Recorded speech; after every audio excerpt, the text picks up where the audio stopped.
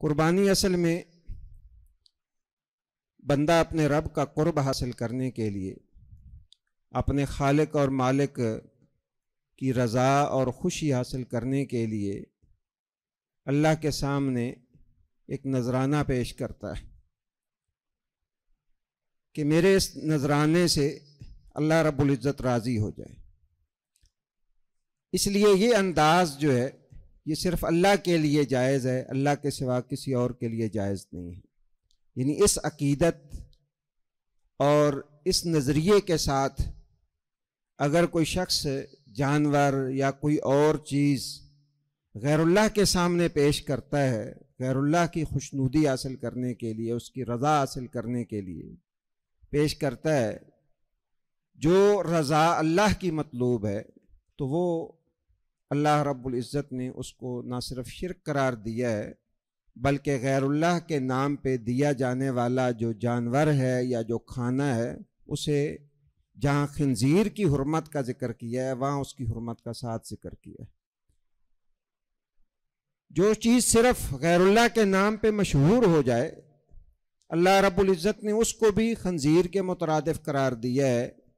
اس لیے قربانی مسلمانوں کا وہ عمل ہے جس کے ساتھ وہ صرف اور صرف اللہ کی خوشنودی حاصل کرنے کے لیے، اپنے اللہ کو منانے کے لیے، اپنے رب سے اپنی وفاداری کا اظہار کرنے کے لیے، حالانکہ وہ جانتا ہے لیکن اپنی وفاداری کا اظہار کرنے کے لیے ہم اپنا جانور خرید کر یا اسے پال کر اللہ کے سامنے قربان کرتے ہیں کہ یا اللہ ہم تو تیرے ہیں، ہماری بدعمالیوں کی وجہ سے، ہماری نافرمانیوں کی وجہ سے یا اللہ کہیں ایسا نہ ہو کہ تو ہمیں اپنوں کی لسٹ سے نکال دے اور دھکا دے دے، ہم تیرے ہیں یا اللہ۔ یہ اس بات کا اظہار کرنے کے لیے ہم قربانی کا جانور اللہ کے سامنے پیش کرتے ہیں۔ یہی وجہ ہے کہ اللہ رب العزت نے قرآن مجید میں جہاں قربانی کا ذکر کیا اس کے آخر میں فرمایا وَبَشِّرِ الْمُخْبِتِينَ، کہ جو مخبت ہیں یعنی اللہ کے فرما بردار ہیں اور عاجز بن کر اللہ کے سامنے اپنی قربانی پیش کرنے والے ہیں، انہیں خوشخبری دے دیجئے۔ تو قربانی کا بنیادی مقصد اصل میں اپنی وفاداری کا اظہار ہے جو ہم اللہ کے لیے وہ پیش کرتے ہیں، اور اس کی جو قبولیت ہے جیسے میں نے کل بھی عرض کیا تھا کہ اللہ رب العزت متقین جو اللہ سے ڈرنے والے ہیں، جو اللہ کا تقوی اور اللہ کا خوف دلوں میں بٹھانے والے ہیں، ان کی اللہ قربانی قبول کرتا ہے۔ اللہ کا خوف اور تقوی پہلے آپ کئی دفعہ سن چکے ہیں۔ اصل میں جو ایک خوف محبت کی وجہ سے اللہ کی ناراضگی کا جو خوف ہے نا دل کے اندر کہ میرا رب مجھ سے ناراض ہو جائے گا، وہ دل کے اندر بیٹھ جانا اور اسی طرح اس کے عذاب سے ڈرنا، عذاب سے ڈرنے کی کیفیت اور محبت کی وجہ سے اللہ کی ناراضگی کی جو کیفیت دل کے اندر پیدا ہوتی ہے اس کو تقوی کہتے ہیں۔ اور اس تقوی کے جو ثمرات ہیں، جو فوائد ہیں، وہ آپ تین چیزوں کے اندر وہ آپ سمجھ سکتے ہیں یا اس کو سمیٹ سکتے ہیں۔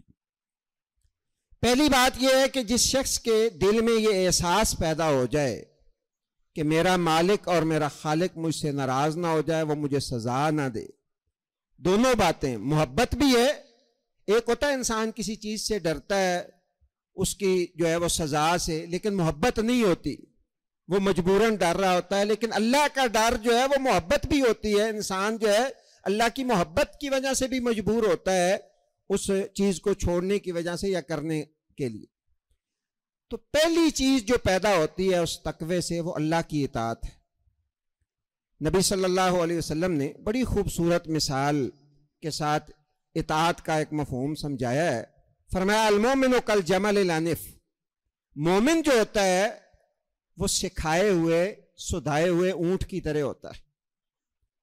ان قیدہ انقادہ، ان سیکا انساکا، وَإِنِ اسْتُنِيخَ عَلَى صَخْرَةٍ اسْتَنَاخَ۔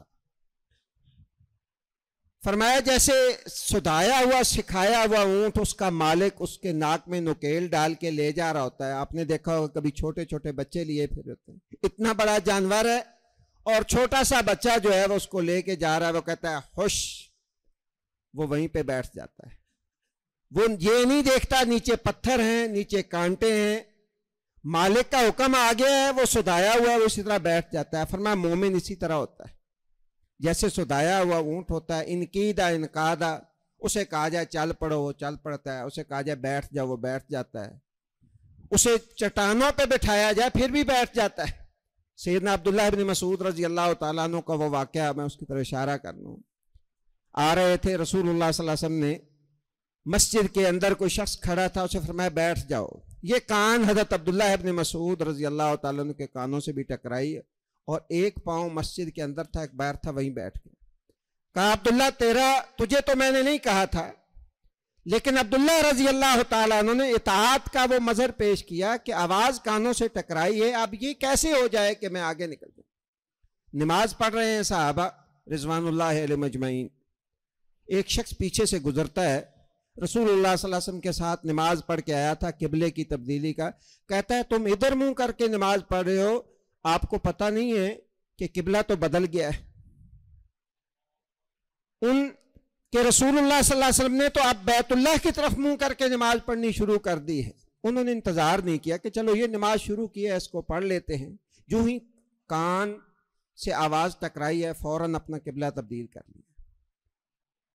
قربانی دینے والے جو ہوتے ہیں ان کے اندر اطاعت کا یہ مظہر ہونا چاہیے, اللہ کی اطاعت کا یہ جذبہ انسان کے اندر جب ہونا, پھر جانور کے گلے پہ چھری چلاتے ہوئے بھی انسان کا ایمان بڑھتا ہے, اور انسان کو جو ہے اس قربانی سے جو سکون, جو لذت اور جو ایمان کی چاشنی نصیب ہوتی ہے وہ کسی دوسری چیز سے نہیں ہوتی.